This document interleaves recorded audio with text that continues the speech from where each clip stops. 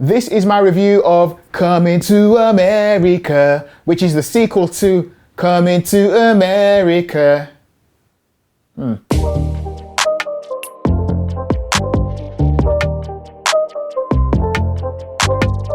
Hey guys, welcome to Marcus Loves Movies. My name is Marcus Lee and we're talking about Coming to America, the follow-up to Coming to America, the 1988 film starring Eddie Murphy and Arsenio Hall, and both of these guys are back along with a whole host of familiar faces. This is the sequel that everybody wanted, right? Okay, well, it's here anyway. So the plot for this film is as follows. The African monarch Akeem learns he has a long-lost son in the United States and must return to America to meet this unexpected heir and build a relationship with his son. So I decided to watch these two films back to back just so I could compare the two. I've got a lot of fond memories of the original 1988 Coming to America. I can remember as a young person, my family would hire it from the local video store on VHS. So we're really going back, and it's a genuinely funny film. It's quite a sweet film, actually. Ultimately, it's about Prince Akeem, Eddie Murphy's character, trying to find true love. So he leaves Zamunda and he travels to America to find his bride. I mean, it's got a lot of, rudeness in it as well. It's got some bad language, it's got nudity, but ultimately, it's quite a sweet film. So 30 years later, we get this sequel. And it's not a sequel that I thought a lot of us were desperate for. Were we desperate to see, Eddie Murphy in another Coming to America film? It's nice to see Eddie Murphy in a comedy, but this is a sequel that, unfortunately, I don't think we massively needed, because this film is just very much mediocre. So let me talk about what is good and what is not so good about the film. So the good things about the film are that it's funny in places. It's all right. But there weren't lots of times when I was laughing, ha ha ha ha, this film is flipping hilarious. Morgan Freeman pops up and he does a speech near the beginning. That made me smile a couple of times. Wesley Snipes plays the leader of an opposing country that is against Akeem and all they stand for, and there's talk about trying to unite these two countries with marriage. And there's a scene in the film where Wesley Snipes' army are training for combat, they're practicing with their guns, and there's a moment where their troops are practicing their movements on one of these dance machines that you see in an arcade. I found that quite funny. Other than that, there wasn't a lot that I found absolutely hilarious.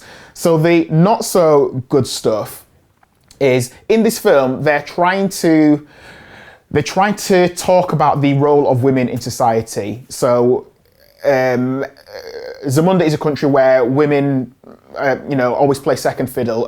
A woman can't become queen, she can't become the leader of the country, and they try to talk about the role of women in society. Okay, that's a nice idea, but I think where that falls short is it's a film that I still feel has lots of negative stereotypes. Maybe the first one had them in as well, and I didn't probably, acknowledge them at the time. Or maybe I've become more aware of stereotypes. I think you can have a laugh with a stereotype, that's okay.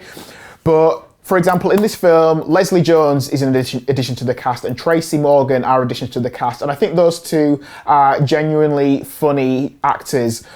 But the stereotypes that those guys play, which, Leslie Jones is the mother of one of the new main characters in this, and her character is very much, hey y'all, okay, kind of typical black comedy stereotype that we see on television that I think we need to get rid of. Tracy Morgan doing the same thing as well. I find Tracy Morgan funny, but the stereotype and the character that he's playing today, I feel like I saw him 15, 16, 17 years ago and he's still doing the same thing. And then there's African stereotypes as well. So I feel like we could have done without some of those things. There are lots of references to the first Coming to America film, and sometimes it's nice to have a little reference that harks back to the original and you think, oh yeah, do you remember when something similar happened in the first film? It's nice when a sequel tries to do that. In this film, I don't feel like they try, I feel like they just copy and paste a joke from the original and they put it in the sequel. And maybe that was more noticeable because I had watched the two films back to back, so I thought, oh yeah, well I just saw that a few hours ago.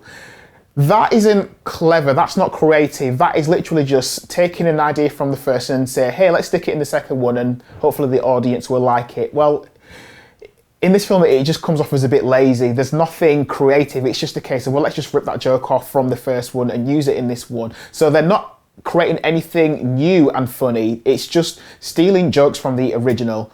Another reference to the first film that they've tried to use in the sequel that doesn't work for me is they've referred back to the barbershop. So in the first film, in the barbershop, we had a number of men in their 60s and 70s who were played by Eddie Murphy and Arsenio Hall and were very funny in the original, and they've used those characters in this brand new film. But the characters don't appear to have aged. They still look like they're in their 60s and 70s, whereas they would be in their 90s now, or 100 and 100 plus. But these characters haven't aged at all. Well, obviously 30 years later, you know, they'd be very, very, very old, or sadly would have passed away. But no, we've just put them in this new film. And they tried to modernize it a little bit by making these old men reference things in the 21st century. So they talk about being woke, they talk about what you can and can't say to women now.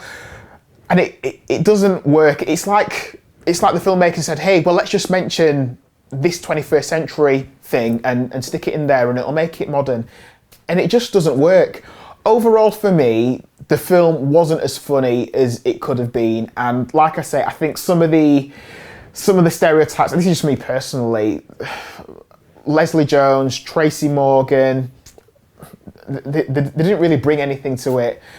Jermaine Fowler as the son, he does a decent job. The bride who he's meant to marry, Inzamunda, she more or less copies and pastes what the actress in the first film who was meant to be a bride in the first film does. And again, it's like, oh yeah, that happened in the first film, but it's just bringing nothing new. It's copying and pasting. So overall, it was okay. It was a nice bit of entertainment for an evening, but it didn't add anything to the original film. And I certainly hope we don't get a third film out of this franchise. So my Marcus Loves Movies rating for Coming to America is, mini drum roll, 2.5 stars. So that's what I thought of the movie, but as always, I would love to know what you thought of Coming to America. Is it a movie that you watched and it left you with a big smile, or for anyone who enjoyed it, do you feel like they're living in denial? Do you feel like this film was a really good sequel, or do you think it was below par from the original and far from equal? Please let me know what you think. Please leave a comment on this video. Can I encourage you to give it a like, give it a thumbs up? And if you like movie reviews, trailer reactions, film discussion and all that good stuff, can I encourage you to subscribe to this YouTube channel and also hit the notification bell so you're notified every time a brand new video is released. Thank you for watching. I hope you're taking care of yourselves and looking after your families. I hope to catch up with you very, very soon in the near future. So until then, take care. Thanks for watching.